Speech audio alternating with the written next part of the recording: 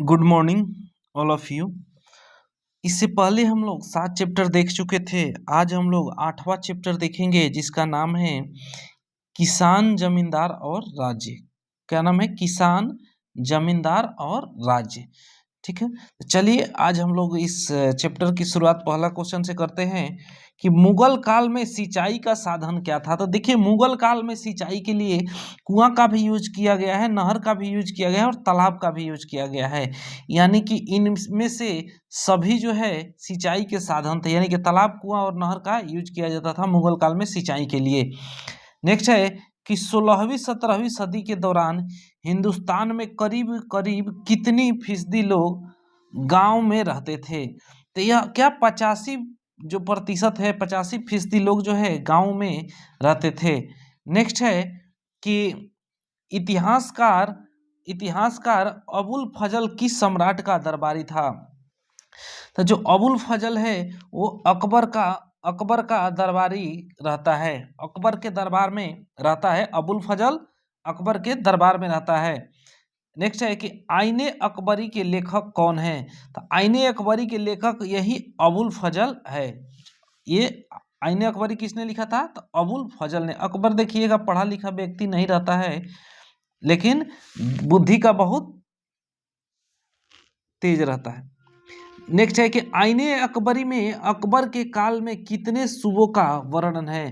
तो आईने अकबरी में अकबर के काल में 12 राज्य यानी कि सूबा का वर्णन है। नेक्स्ट है कि आईने अकबरी मूलतः किस भाषा में लिखी गई है। तो यानी कि आईने अकबरी जो है फारसी भाषा में लिखी गई है। मूलतः माने कि जो मूल उसका किताब है वो किस भाषा में है? तो फारसी में है। नेक्स्ट है कि बाबरनामा के अनुसार रहट द्वारा सिंचाई कहाँ की जाती थी। तो ये लाहौर में, रहट द्वारा सिंचाई लाहौर में। नेक्स्ट है कि रैयत किसे कहा जाता है।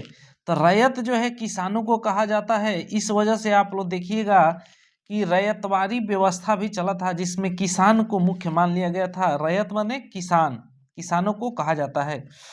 नेक्स्ट है कि तंबाकू का पौधा किस सदी की शुरुआत वर्षों में उत्तर भारत में लाया गया। तंबाकू का जो पौधा है वो किस वर्ष में शुरुआती दौरों में उत्तर भारत में लाया गया। यह 17वीं सदी में उत्तर भारत में तंबाकू का पौधा देखने को मिलेगा। देखेंगे कि मध्य भारत और दक्कनी पठार की जमीन पर कौन सी फसल उगाई जाती है। तो ये कपास की फसल उगाई जाती है मध्य भारत में। देखिएगा, और दक्कनी जो पठार है दक्कन का, काली मिट्टी के कारण कपास की खेती बहुत अच्छी होती है वहाँ। नेक्स्ट है कि 17वीं सदी में मारवाड़ में लिखी गई एक पुस्तक में किसकी चर्चा किसानों के रूप में होती थी। तो वहीं जो राजपूत लोग हैं उनकी चर्चा किसानों के रूप में होती थी। नेक्स्ट है कि आईने अकबरी कितने भागों में विभक्त है। तो आईने अकबरी जो है वो 5 भागों में विभक्त है। कितने भागों में? 5 भागों में। किसने लिखा था? अबुल फजल।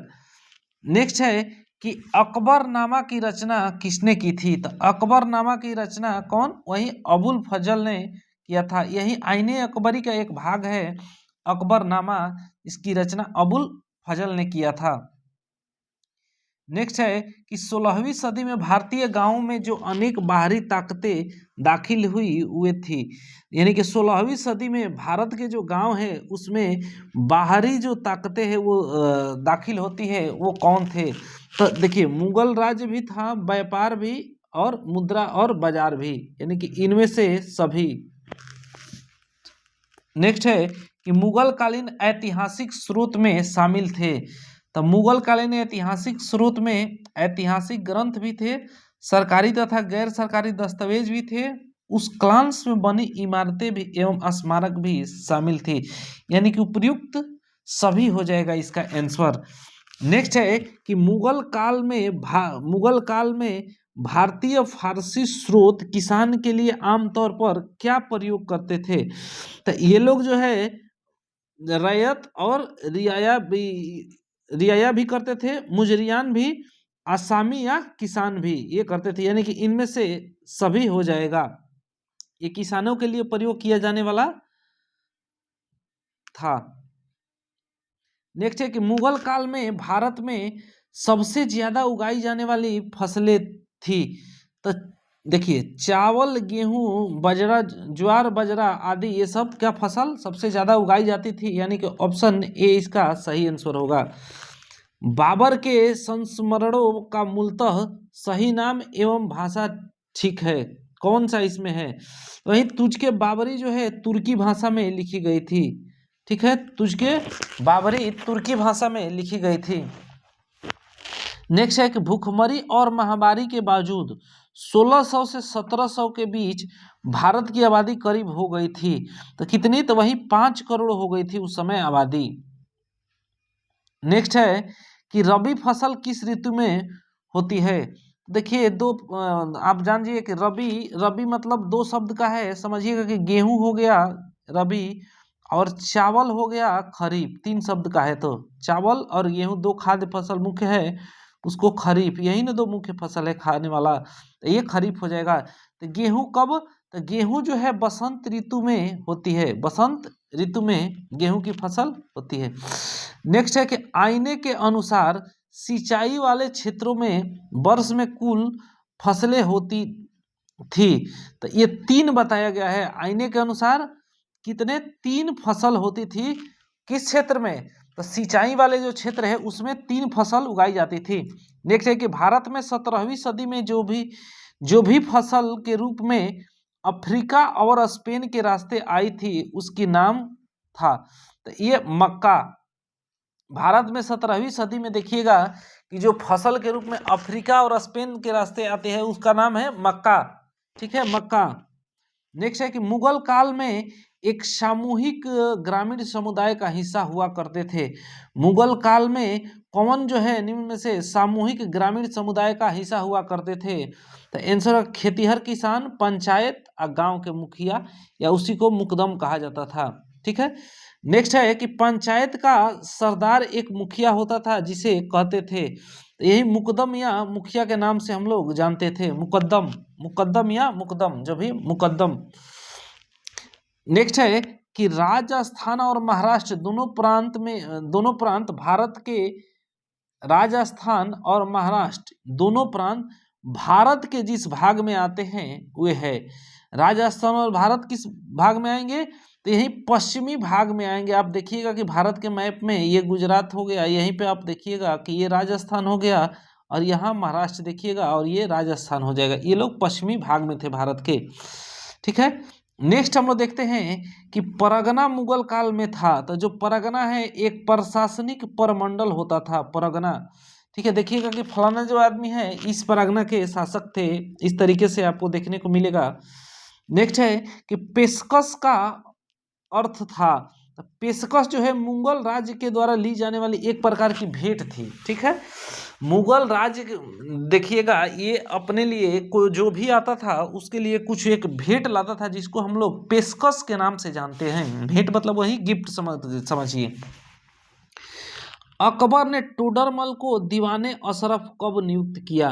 तो जो टोडरमल है वो भूमि का मापन वगैरह करता है, इसको 1582 ईस्वी में दीवाने अशरफ नियुक्त करता है। देखते हैं कि जजिया किससे लिया जाता था? तो जो जजिया है वो जिमियों से, जजिया जो कर लिया जाता था जिमियों से लिया जाता था, यानी कि गैर मुस्लिम से लिया जाने वाला कर जजिया बोला जाता था। व्यापारियों से, सैनिकों से, बुद्धिजीवियों से, लेकिन ये जिमियों से लिया जाता था, यानी कि गैर मुस्लिम भी दे सकता है। नेक्स्ट है कि अकबर ने अबुल फजल से अपने